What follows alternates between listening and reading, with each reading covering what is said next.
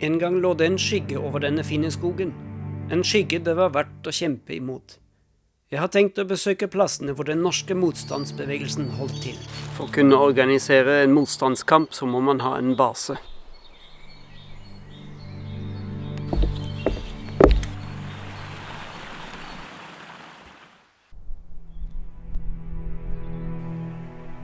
Beinkaldt.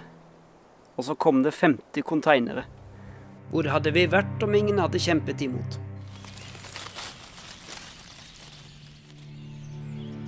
Mot slutten av krigen klarte fangene å befri seg selv. Arvid Andresen var ikke en av de.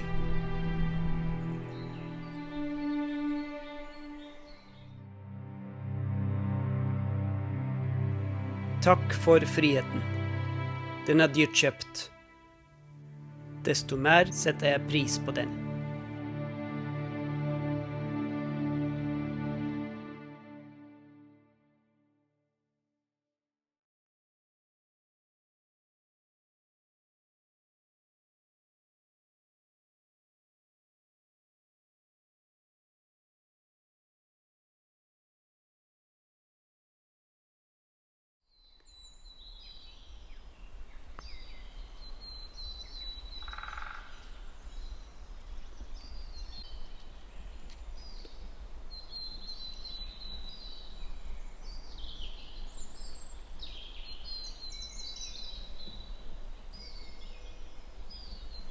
Skogen våkner til en ny dag.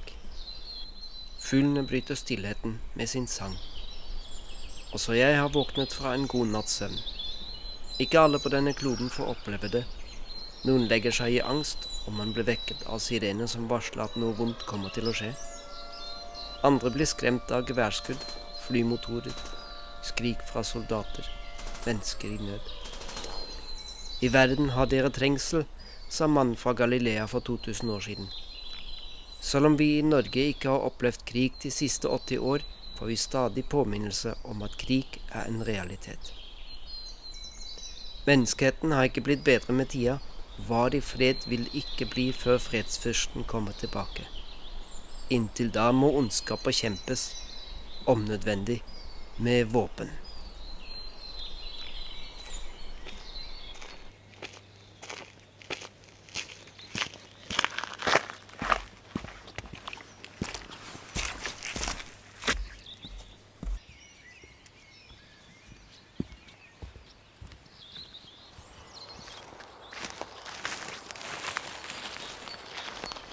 For å kunne organisere en motstandskamp så må man ha en base.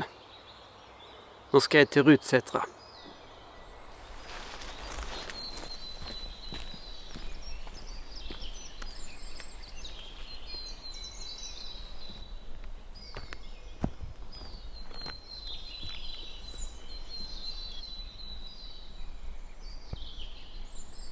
Langs stien opp til Rudsetra er det satt opp skilter med litt å lese. Bildet fra august 1940 viser at det pusses og oljes våpen. Dette er bare 1 måned etter at alle våpen ble konfiskert av tyskerne i begynnelsen av juni samme år. Motstanden kom altså tidlig i gang. Alle radioer ble også konfiskert av tyskerne, men i 1942 lyktes motstandsbevegelsen å opprette kontakt med London. Dette ble starten på fallskjermslippene på Stormyra og skogen rundt Harestua.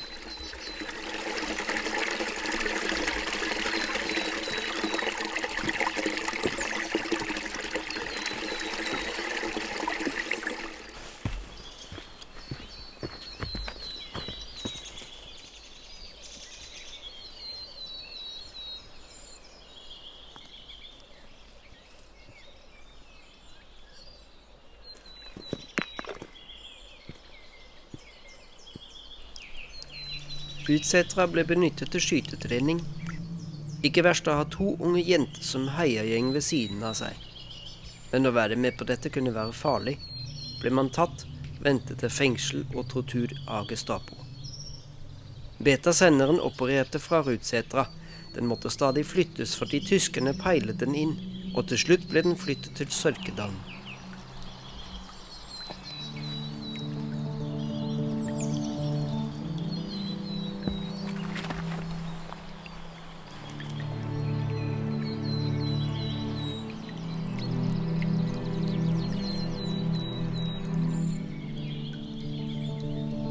Det var ikke mye utsikt å se i dag.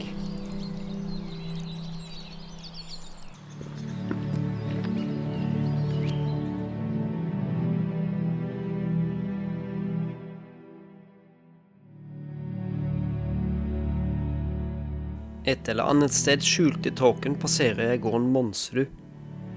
Nesten hele familien var involvert i motstandsarbeidet. Svigerfaren min gikk på skolen sammen med en av brødrene fra Månsrud. Han husker en historie om den gang tyskerne kom for å ransake huset.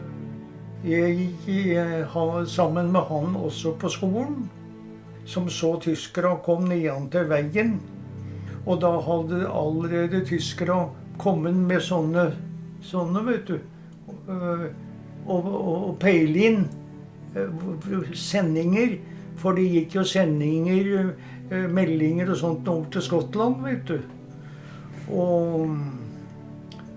Og dette fanger også tyskere opp, og kom veien oppover. Veien går der en dag i dag, under liten jernbaneundergang og oppover. Og da rakk de jo ikke å rydde bort alt som var, som kunne ryddes bort, for å si det sånn. Og da lå det også en revolver. Bjarne sette seg på pissepotta og fikk slengt revolveren nedi der. Rør deg ikke. Og da kom vel tyskere da med uforrette sak da. De fikk vel kanskje rydde bort såpass mye at om det var slengt noe under noen senger, jeg vet ikke. Jeg har for lite orientering om den tingen der, men jeg bare husker at det var gitt beskjed til en Bjarne.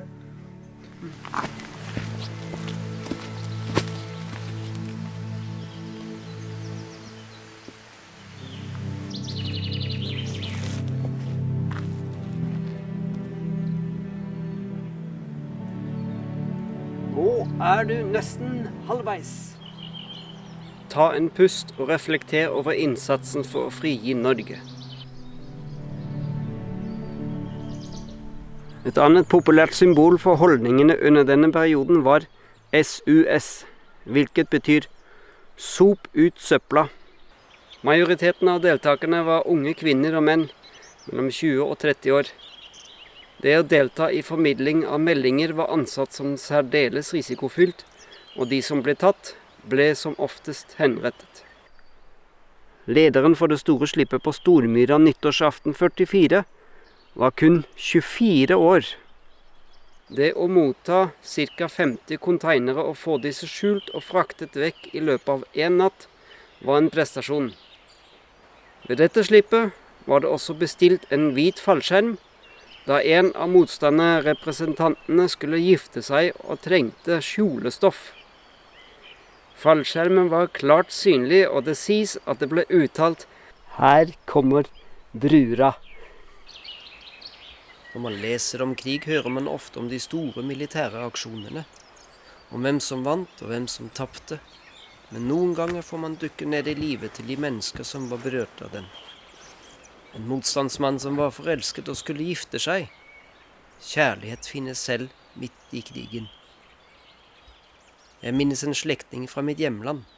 Etter krigen vokste han opp i Vest-Tyskland, men hadde sine røtter i øst. Hans besteforeldre drev et stort gods på grensen til Polen, Klesin. Da krigen begynte ble de tvangsflyttet fordi militæret trengte bygningen. Mot slutten av krigen kom det til harde kamper mellom den fremrykkende Røde armé og tyskerne.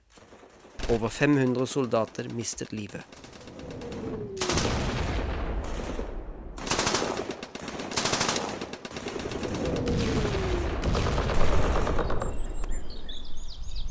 Etter gjenforening har slektningen min tatt initiativ for å anlegge et minnested.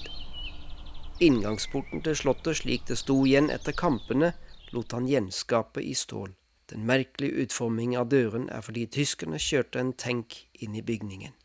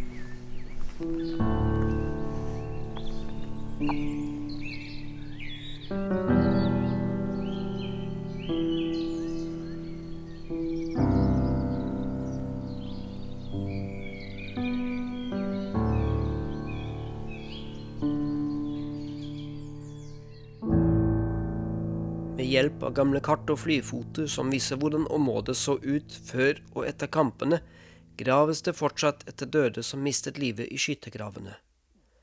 Flere av de som kjempet her på tysk side var fra Volkssturm. Enten var de for unge eller for gamle for verneplikt. De ble satt i en jernbanevogn et sted i Tyskland og kjørt direkte til østfronten uten beskjed hvor de skulle. Noen av de døde ble fortsatt funnet.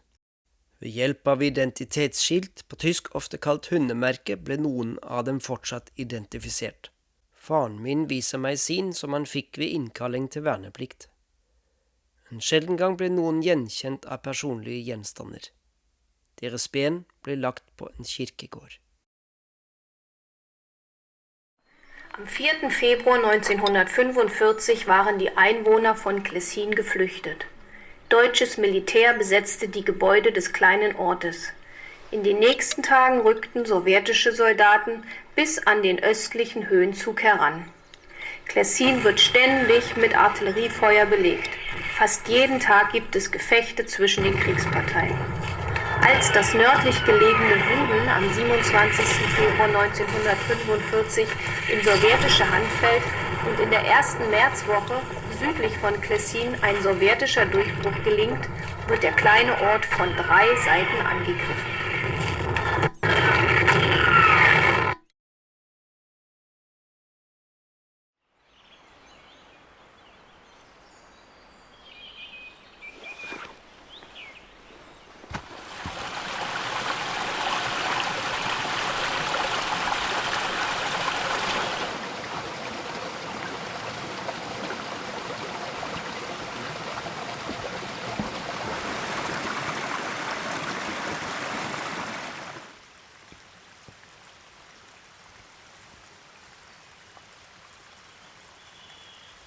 For å unngå at tyskerne skulle fatte mistanke om at det foregikk illegal virksomhet på Rudsetra, var det viktig at eierne benyttet stedet som rekreasjon. Ja, jeg har ikke hørt om at de noen gang har avslørt at det var treningsleir her oppe.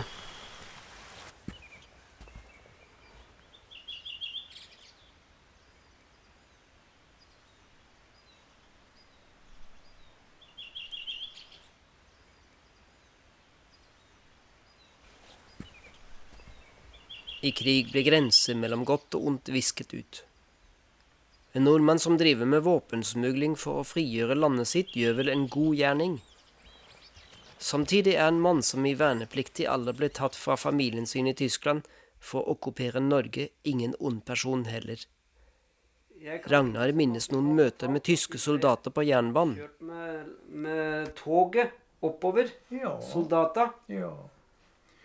Det skulle et tog nedover, og et oppover, og oppover der satt det da fullt med tyskere med åpne vogner, åpne, som vi drev og leste kubb på. Det skulle de sitte på og bedratt ta svartlukker oppover. Ja, de hadde det ikke bra, for å si det mildt. Ja, tenk deg selv, sitte på åpne jernbanevogner. Ja. Ja, det var mange som lei. Og det var de første for de som kom etterpå. Det var soldater som hadde noe ordentlige jernbanevogner til disposisjon, så de satt i vanlige kupévogner etterpå. Ja. Og en av de skulle spandere sukkertøy på meg. Så det viste seg jo egentlig hvor menneskelig det var. Det var ikke Ja. Jeg er så sikker på som alt i verden at hadde de fått valgt, så hadde de ville hjem alle sammen. Jeg er så sikker som alt i verden.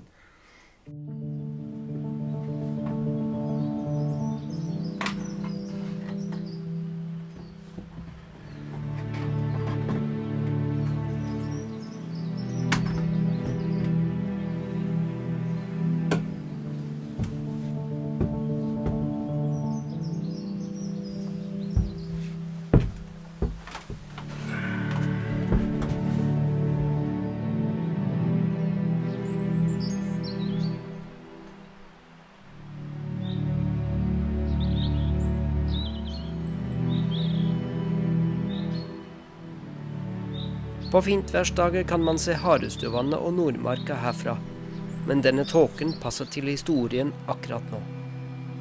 Det disse karene drev med under krigen måtte holdes skjult.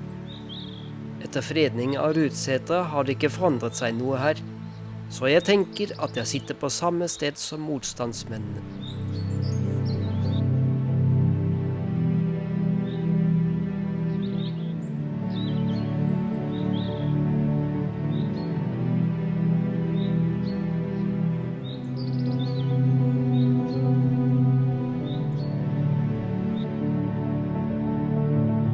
Herre, jeg takker deg for alle som har gjort en innsats for at jeg kan leve i fred.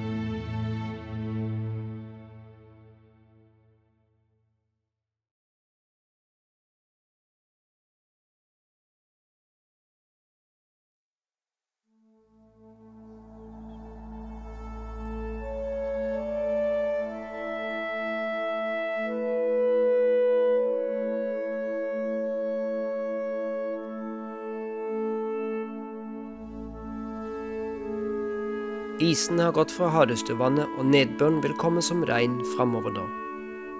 Det går mot en ny vår og påske.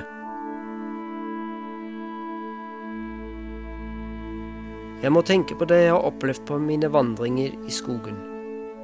Krigens skygge er blitt borte fra skogene rundt hjemmet mitt. Likevel, med alle urolighetene som er der ute i verden, er jeg betenkt om det brygger opp til en ny stor storm.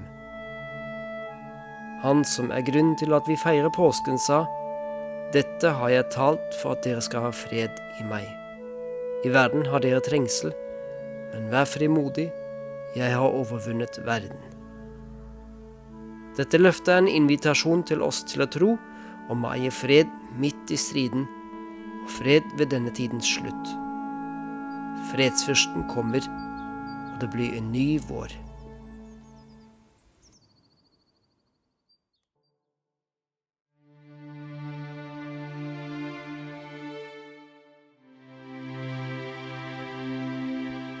På frigjøringsdagen 8. mai har en klasse fra Harestua skole kommet til Rudsetra for å høre om dens historie. Knut Hovin, som er formann i forening Rudsetras venner, har åpnet hytta. Han kan minnes mange viktige personer som har vært på besøk og signert i gjesteboka. Dette stedet er blitt et senter for å formidle krigshistorie for at den ikke skal gå i glemmeboka. Knut forteller meg om et hemmelig rom ved trappa hvor den kunne gjemme våpen og utstyr som tyskerne ikke måtte finne.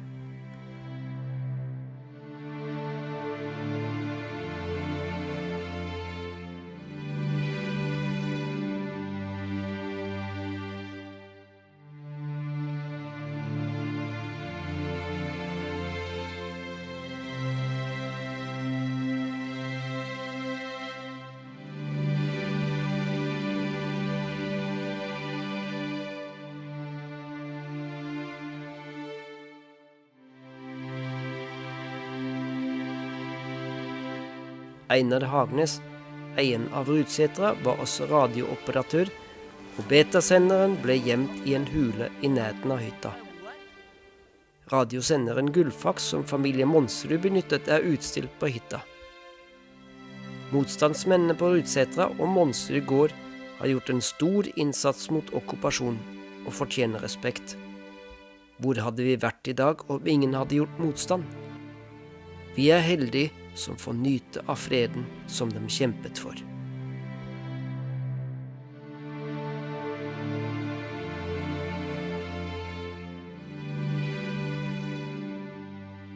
Holdt jeg på å si, da frigjøringen kom, jeg kan bare legge til det når frigjøringen kom, tyskere, de bare, ja, de leverte inn disse her børsestulka sine, de gikk som vi i brigaden når vi var nede hos dere. De bare gikk det. For de brukte vel Husebyleiren, tror jeg, til å samles, da. For at de skulle sendes hjemover. At de bare var der. Det var ingen som gjorde dem noe. Ingen var etter dem heller. De var en av oss, for å si det sånn. Ja. Etter krigen dro Ragna til Tyskland som en del av Tysklandsbrigaden. De sto under engelsk kommando og var en del av styrken som skulle bevare freden og demme opp for et eventuelt russisk angrep. Det kom heldigvis aldri. Selv om etterkrigstida ble omtalt som den kalde krigen, har vi fått nyte fred i det vestlige Europa. Jeg vokste opp på østtysk side. I 1989 falt Berlinmuren, og all utenlandsk militær ble trukket ut av Tyskland. Freden og friheten ble mye større. Først da fikk jeg komme til Norge, som jeg i dag kaller mitt hjemland.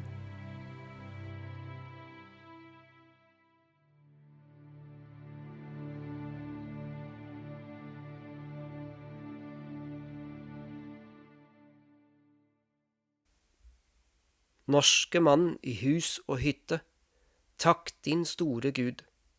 Landet ville han beskytte, skjønt det mørkt så ut. Alt hva fedrene har kjempet, mødrene har grett, har den Herre stille lempet, så vi vant vår rett. Takk for friheten, den er dyrt kjøpt. Desto mer setter jeg pris på den.